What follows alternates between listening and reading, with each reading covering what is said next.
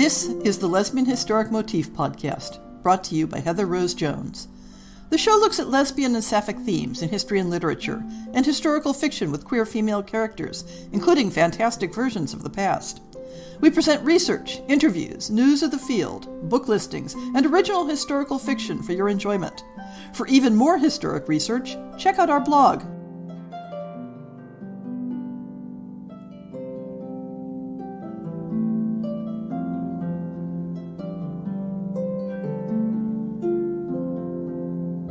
This episode is part of our ongoing series, Our Favorite Tropes, examining how popular historic romance tropes apply differently when the couple are both women, rather than a male-female couple. As used in the romance field, a trope is a recurring literary device or motif, a conventional story element that carries a certain set of expectations, associations, and resonances that connect the story that uses the trope to other works that have used it. The trope can be a character type, a situation, or a sort of mini-script. Today's topic is employment-related tropes. Any situation in which one member of the romantic couple works for the other member of the couple. In addition to considering gender dynamics, we're also going to talk a little about the historic context of employment in various forms, and how that intersects with gender as well. As usual, I'll add the disclaimer that my generalizations and examples will largely be drawn from Western culture. So if you're writing outside that scope, you'll need to check the assumptions. It can help to split up employment tropes into three basic categories. Using the term employment for the first category is misleading because that category covers enslavement and similar not at all voluntary associations. I'm not going to address this category directly, but it draws on many of the same dynamics as the other categories, just more intensely on the consent-related issues.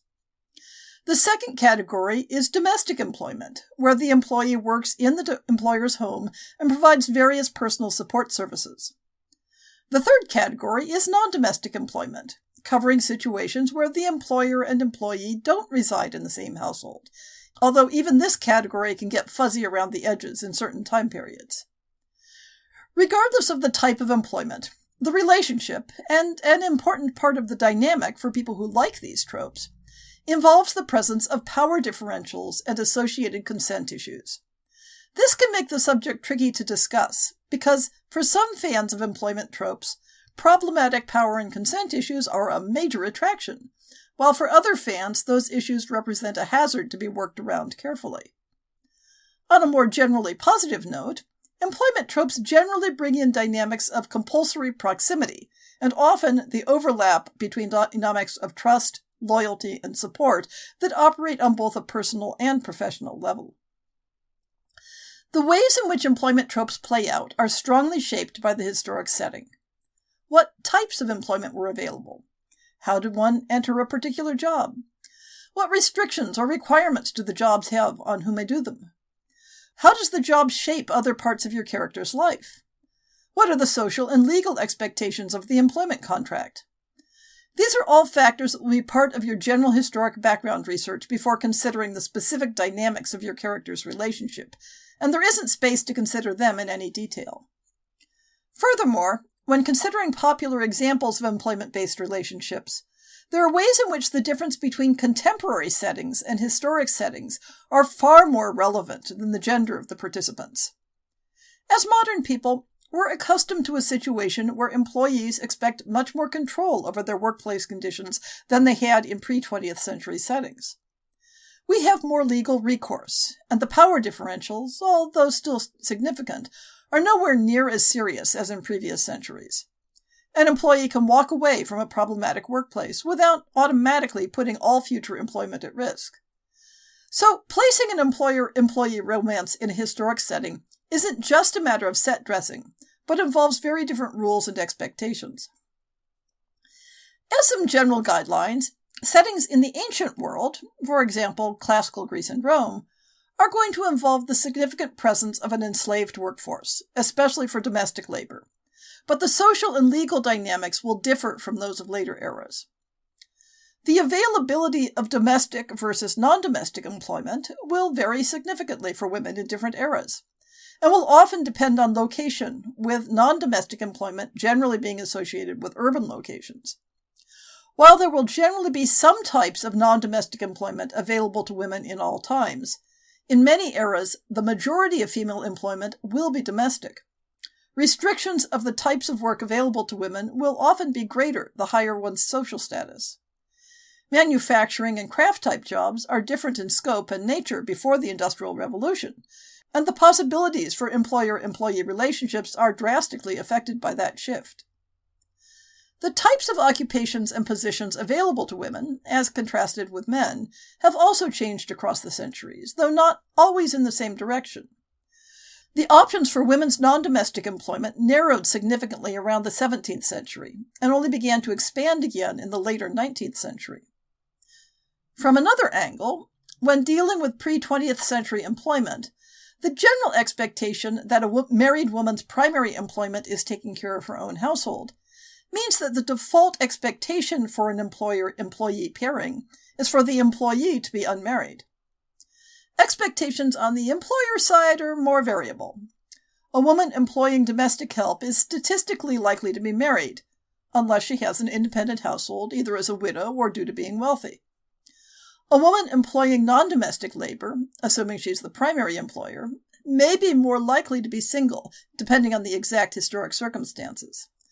It's complicated and variable, and it may be helpful to go back and review some of the previous trope episodes that touched on economic independence, such as the episodes on spinsters, widows, and billionaires. It's probably a good rule of thumb that social status and employment power differentials will align closely. Employees are unlikely to come from a higher social class than their employers, unless we're also dealing with concealed origins. And that brings us to one of the two most significant gender differences in employment tropes.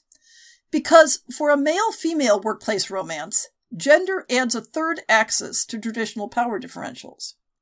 So if your employer is male and your employee is female, then you have the triple whammy of gendered power, economic power, and most likely innate social power being in alignment, placing the female partner at multiple disadvantages in negotiating the relationship. In a historic context, even more so than a contemporary one, there can be a strong pressure for a female employee to consider fielding romantic or sexual advances from the boss as part of the landscape. This makes it challenging for her to recognize sincere interest. And as an author, it can be tricky to set up believable romantic situations in which genuine consent is possible. Conversely, if your employer is female and your employee is male, then you're dealing with a structural conflict between the expectations of gendered power and the expectations of economic and social power. Both of these alignments can bring strong flavors to how the romantic relationship progresses. Does the male partner feel unmanned by being the less privileged member of the couple? Does the female partner feel the need to cede other types of power to make up for it? And that's without touching the common taboo against women partnering men of a lower status.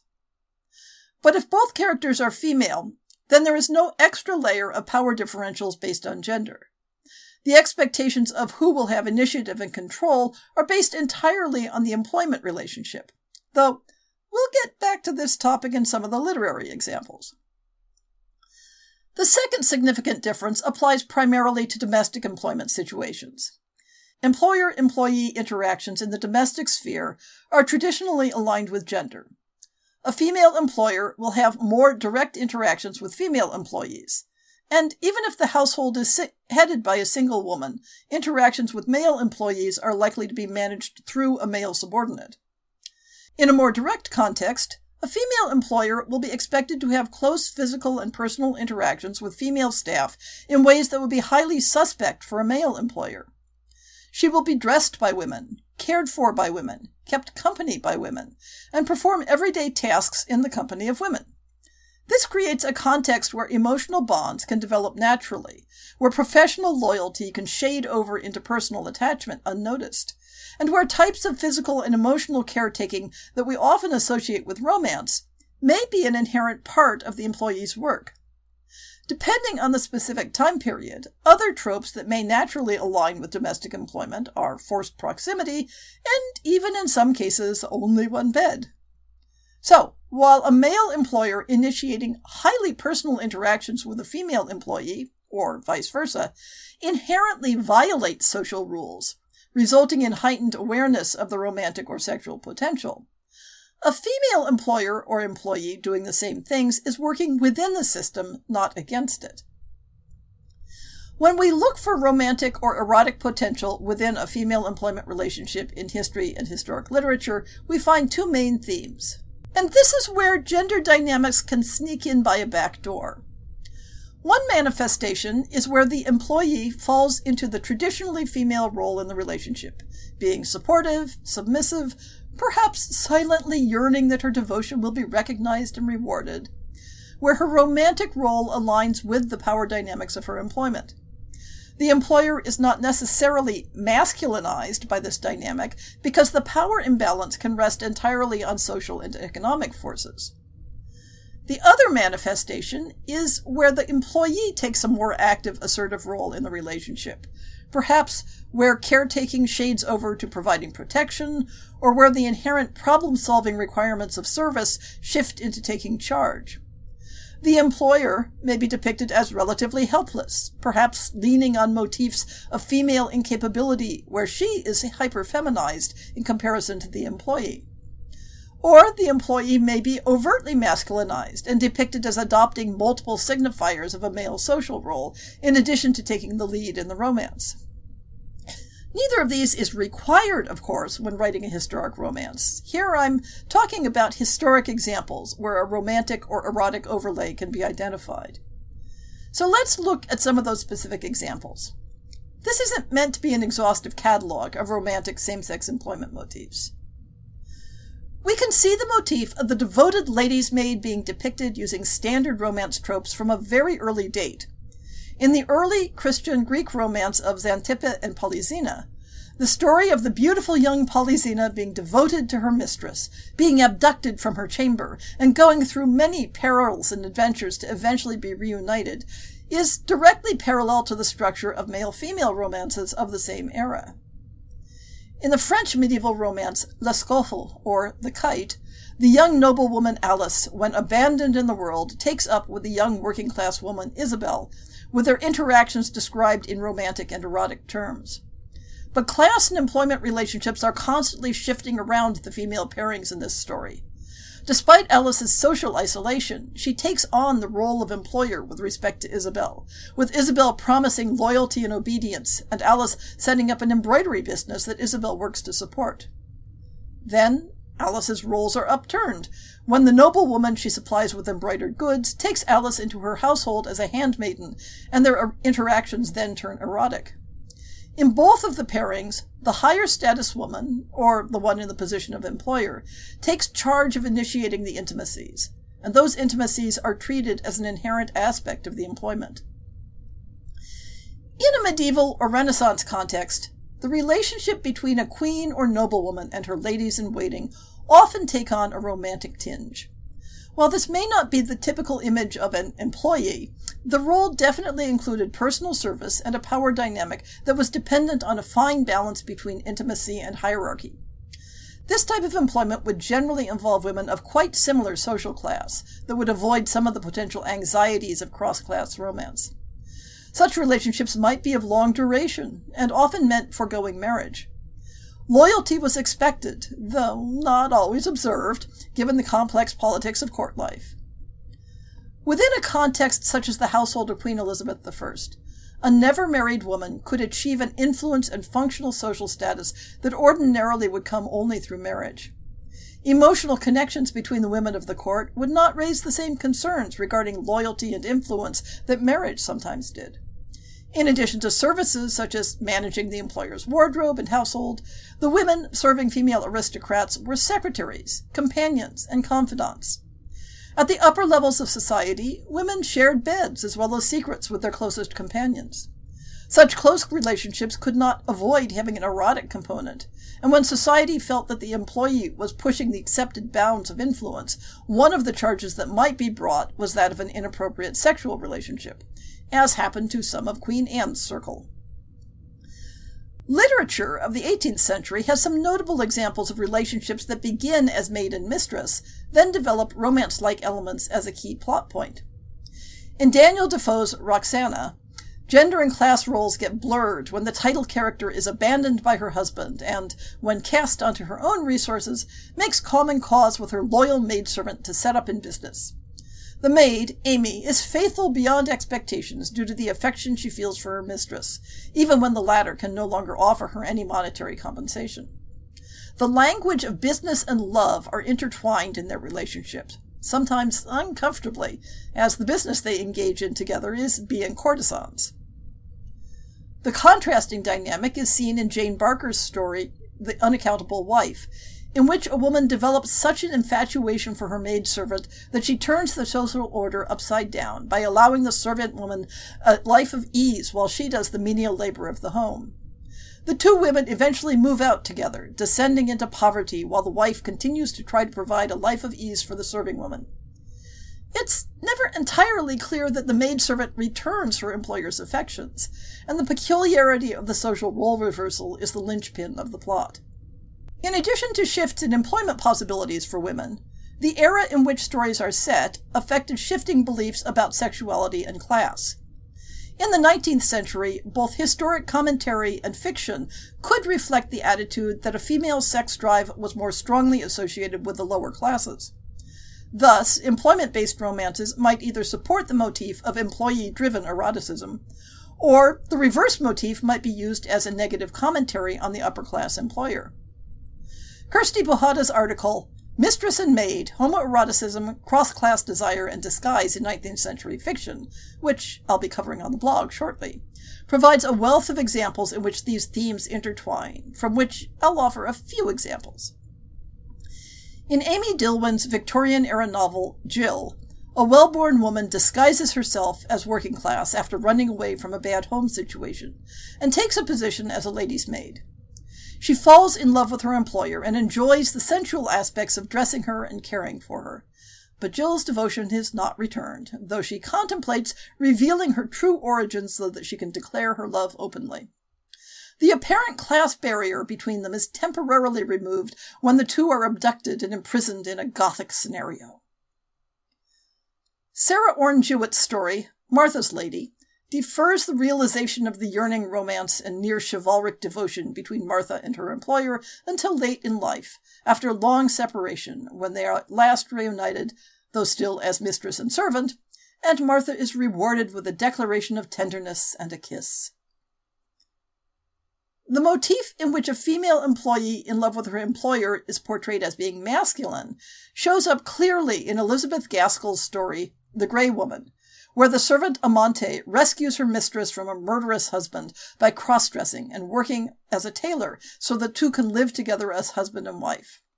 Not only does Amante take up a male role for the public, but as the husband, she now has social power over her former employer within the context of the masquerade.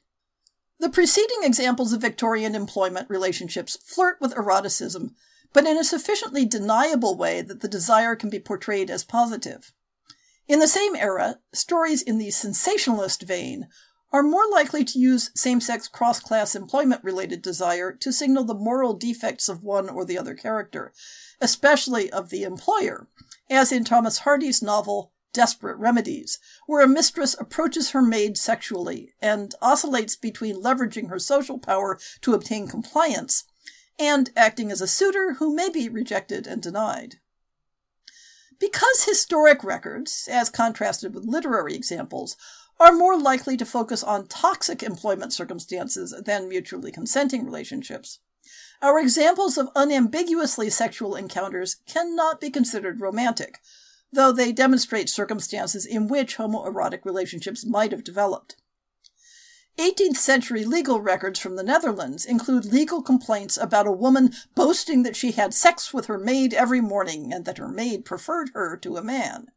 In a different complaint involving a woman and her maid accused of having a sexual relationship, the maid was also accused of groping another serving girl against her will. And since historic examples always seem to come around to Anne Lister eventually, we can note one of her diary entries where Lister is interviewing a girl for possible employment at Shibden Hall, And after commenting that she found the girl attractive, notes, "If I could contrive to have the house clear, might manage matters." This exploration of employment-based sapphic romance tropes has been a bit anecdotal, but those examples offer a glimpse of how such relationships might evolve, what difficulties and challenges they might face, and how their dynamics would differ from similar romance plots for different sex couples. Romance in the face of fundamental power imbalances can be tricky to write, but the interplay of power, desire, and negotiating consent can be very sexy indeed.